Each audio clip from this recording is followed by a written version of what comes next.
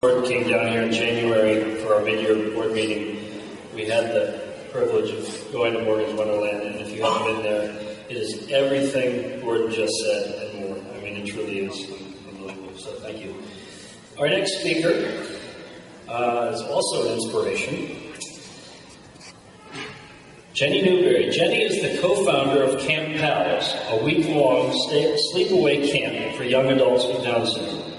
Camp Pals has been recognized by both the NDSS and the NDSC over the past 8 years, and this summer hosted 113 campers and a full staff of 150 volunteers, all under the age of 25.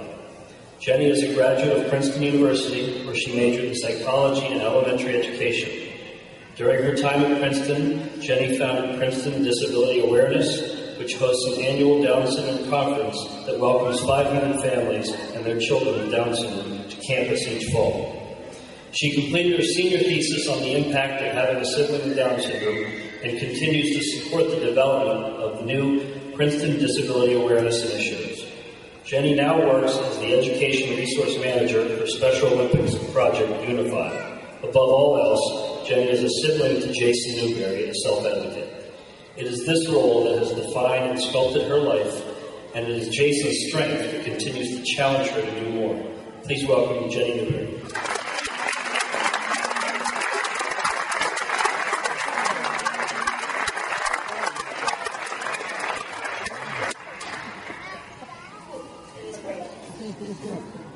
So I was told all the cool kids would have a PowerPoint, but apparently that's not the case.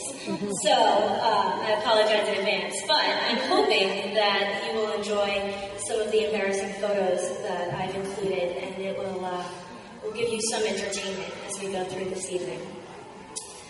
So when you're going to have a baby, it's like planning a fabulous vacation trip to Italy. After months of eager anticipation, the plane lands, and the stewardess comes in and says, "Welcome to Holland." Holland, you say? But I thought I was going to Italy.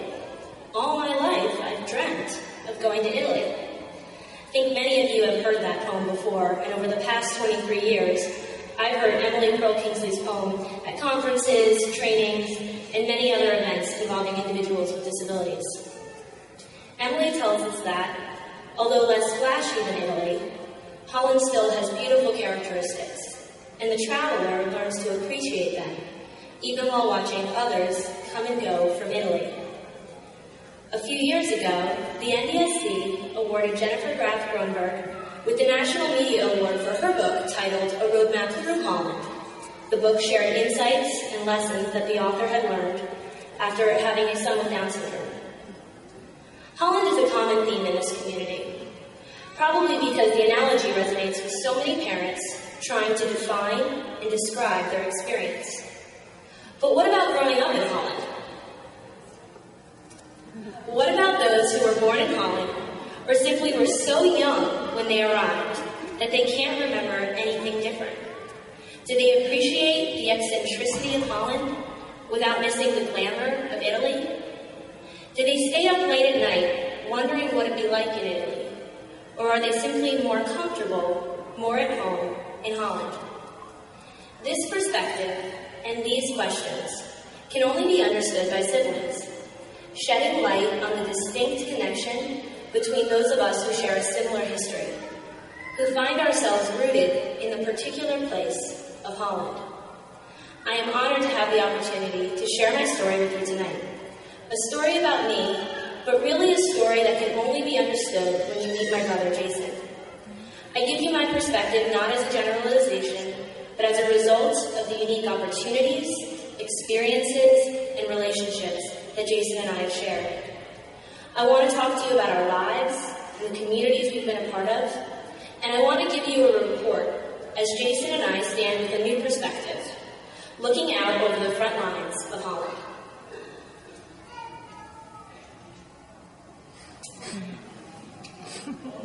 Started my life at the age of 2 years, 2 months, and 24 days.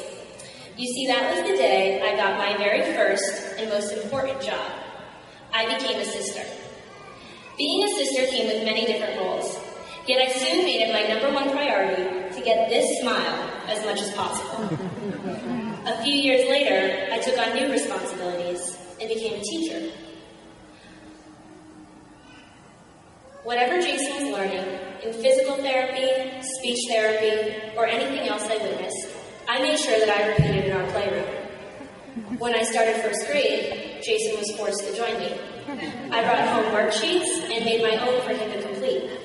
I turned in report cards to my mom about Jason's behavior during class time. But thinking back over the years of our childhood, Jason and I both had the job of being teachers. No matter how much I had tried to pin him down in my makeshift classroom, Jason had turned our lives into a classroom all his own.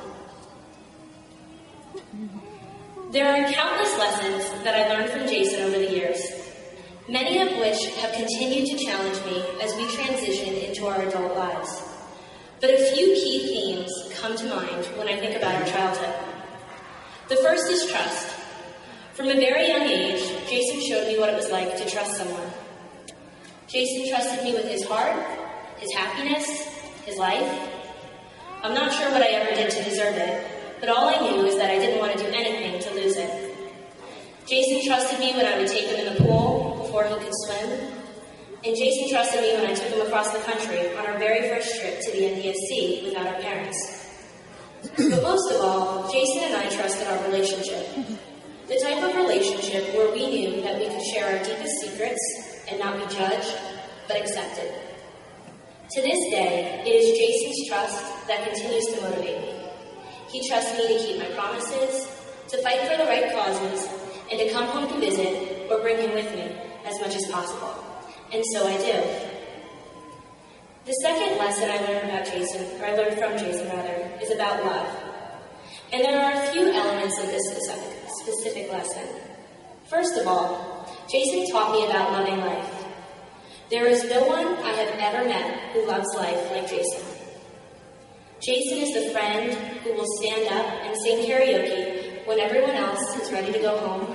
And Jason is the guy that will sweep you off your feet when you thought you were the only one in the room who heard the music. I imagine it is this love for life that fuels Jason's ability to unconditionally love others. Many of us talk about love, and we demonstrate it often. We love when it is convenient. We love others when they are interesting, when they are beautiful, or they make us laugh. We love others when they are useful to us. We love others when they love us in return. But not Jason. Jason demonstrates great love to his family and those close to him, but he demonstrates even greater love to everyone else. Jason holds no grudge. He forgives without bringing guilt, and he has shown grace when anyone else would fight back or fall apart. It's difficult to grow up in Holland without learning about hardship, and with that, perseverance. This brings me to my third lesson, and at Jason's request, I'm calling this one courage. This was the first theme that came up in our conversation when I spoke to Jason about his keynote address. He talked about the summer that I spent teaching him how to ride a bike. It wasn't just perseverance that made him continue to get back on, but knowing he was likely to fall again, it took great courage. The more I thought about it, the more I agreed. It took great courage for Jason to take the bus every day to school, even though he was teased and bullied. It took great courage for Jason to yell at the people behind us when I stalled the car on a hill the very first day I got my driver's license. And it took great courage for Jason to return to high school after realizing that walking with his class at graduation did not mean that he would receive a diploma like all of his peers. You see, perseverance is important when you're working towards a goal, but when you spend enough time facing disappointments, courage is what will keep you going.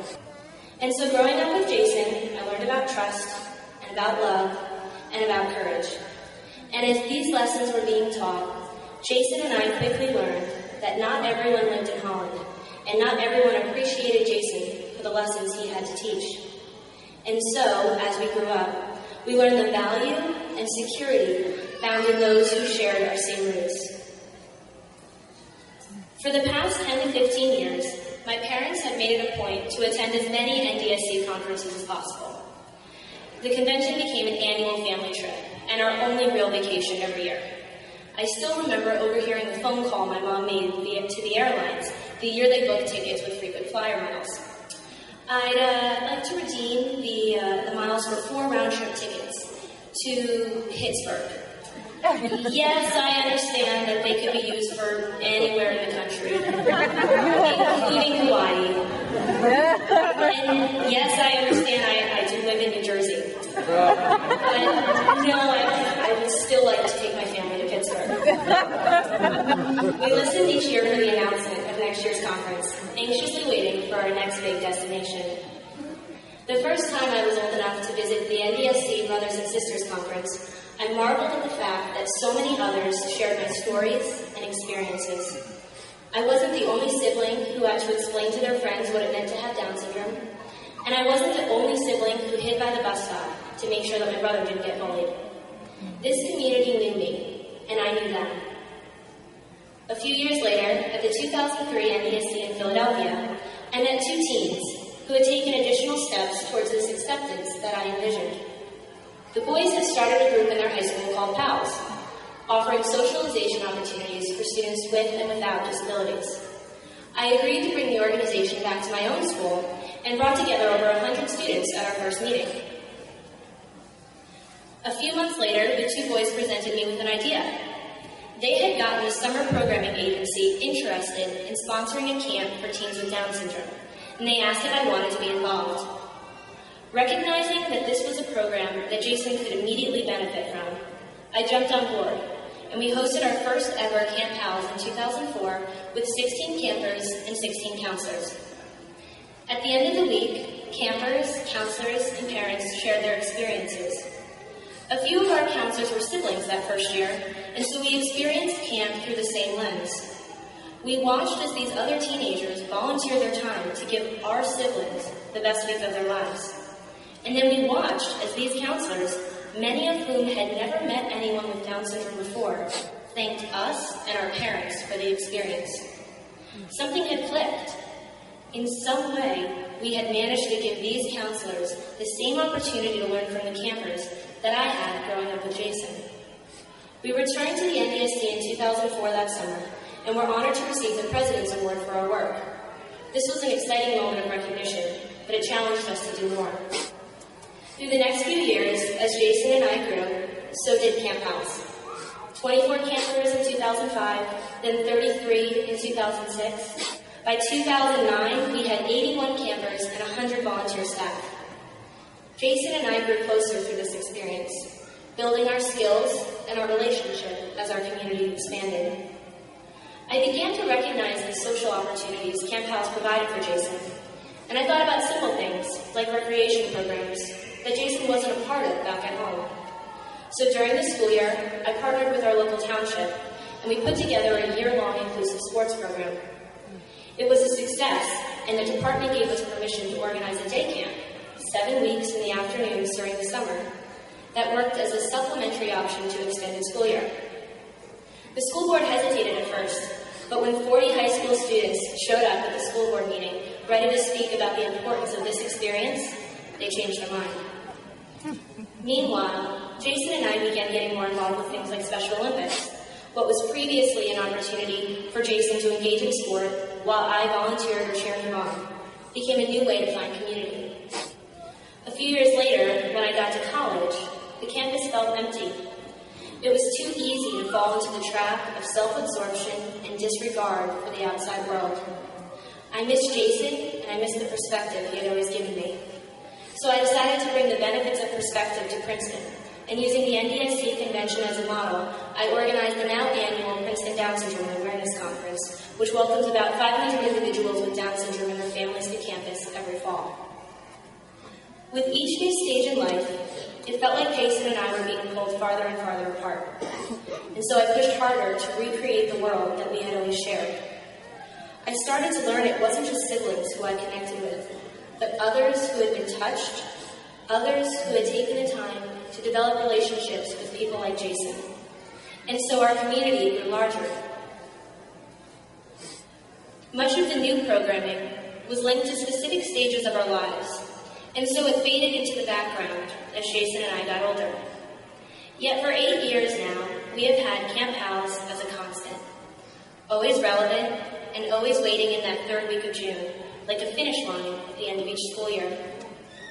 As the years went on at Camp Pals and we continued to expand, I couldn't help but wonder what was bringing people back year after year. Why were college students leaving internships, flying across the country? Why were high school students missing finals? Why were young professionals using an entire week of vacation time? For me, Camp Pals felt like the only week I could breathe. The only week where I got to relive the pure joy of childhood, the carefree moments of spontaneous dance parties and endless karaoke battles. It was everything Jason and I had always enjoyed, just with other people.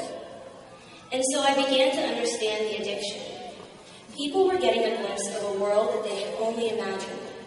A world where the boundaries of judgment, the fear of exclusion, and the stress of fitting into some pre-designed mold were gone.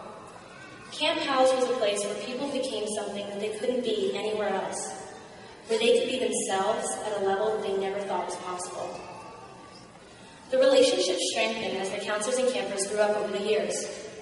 We learned each other's stories, sharing unique pieces of ourselves as we submitted to an experience that we knew would change our lives with every summer. I remember the night Alex and I stayed up until 3 a.m. talking about the romantic relationships that we wished our brothers could have. Or the day Catherine shared with us why she felt so connected to camp. Before she was born, her parents had been told that she was going to have Down syndrome. And although the doctors were wrong, she still felt a connection to the community, so she came back as a counselor year after year. I remember the excitement I felt when Sam told me about his job at Wegmans and his dream to go to college. I wanted that so much for Jason, and Sam helped me to see these possibilities. And I remember the fire in Mike when he shared with me that while he had originally thought camp was simply a place for him and his brother to attend together, it had become something that challenged him, that made him want to do more during the rest of the year. After each week was over, our counselors returned to us, aching to know what was next. And so we sent them to the only other place we knew as home, the NDSC. We sent them to this community because this is where we started ours. We bring our counselors and campers back to this place year after year, to host exhibits, to lead sessions, or just to experience the event. Because we knew that after Camp Pals, there is nothing that feels closer to our world than the community at this convention.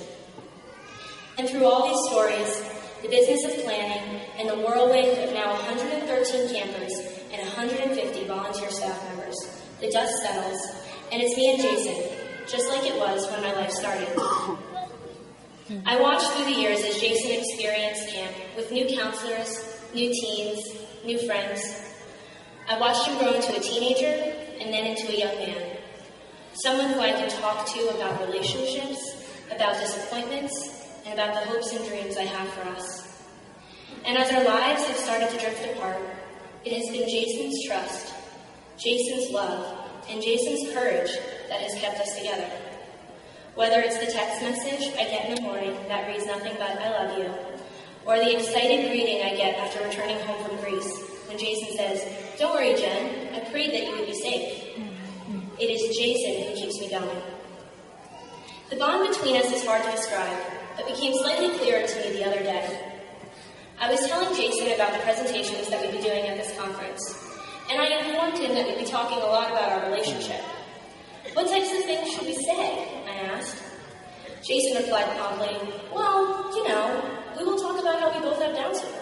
And for a split second, I thought, I guess we will. After a few moments, I looked at Jason and said, "But you know I don't have Down syndrome." "I know," he said, "but we do all those types of things together." I thought about this for a while, and I came to the conclusion that if having Down syndrome is experiencing Camp Pals, sharing in this community, and growing together as advocates, then Jason is right. It really doesn't matter which one of us has Down syndrome, or in fact if both of us did. We're in this particular place together, and we're in it for a reason. And so the story doesn't stop here. Jason and I grew up in Holland, and there we found community, security, and joy. But the truth is, we can't stay here forever, and so we stand at the front lines. Over the past 8 years, I've put my time and energy into developing programming that brings people into our world. I know that with each immersive experience, our counselors and volunteers leave with a different perspective and a changed mindset about individuals with Down syndrome.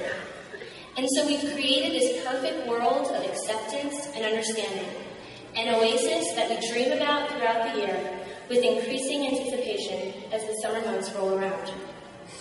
But anyone who is part of our community knows that this oasis is not always real life. People with Down syndrome and those that love them are trapped in a society of vicious stigma and low expectations. The discrimination is endless and it hurts each and every time. It hurts when an innocent student is bullied or excluded. It hurts when a potential employee is turned down or a new employee is let go because they don't have enough room or they don't have enough energy to support them. It hurts every time someone crosses to the other side of the sidewalk, someone in a restaurant stares from across the room, or someone far away and turns to a friend and says something like, "That's so retarded." In school, I often wondered if Jason knew when others were picking on him, or if it just went over his head. It wasn't until a few years ago that I first heard Jason talk about being bullied. We had been invited to the 2009 World Special Olympics Winter Games in Boise, Idaho, and we were out to dinner with Tim Shriver and some other colleagues.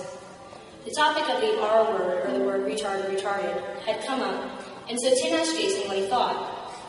I expected Jason was only half listening to the conversation, and so I panicked a bit when he sat up in his chair and began to speak. He shared with the group about how he himself had been called the R word many times in school, and how he struggled to deal with it.